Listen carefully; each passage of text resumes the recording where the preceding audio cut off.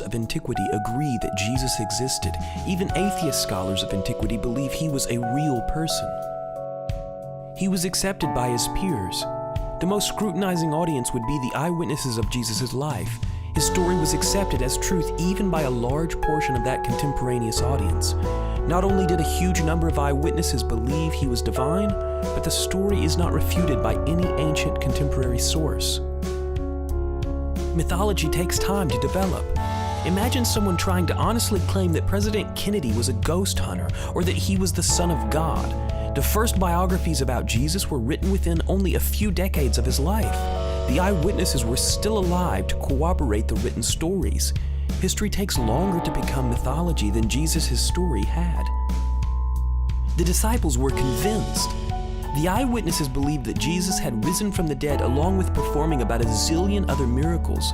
Scholars agree that the disciples found the tomb empty on the third day. They were convinced. The eyewitnesses were willing to die. If the eyewitnesses had made the story up, they would not have sacrificed their lives to prove that the story was true. All they would have had to do is shut up about it.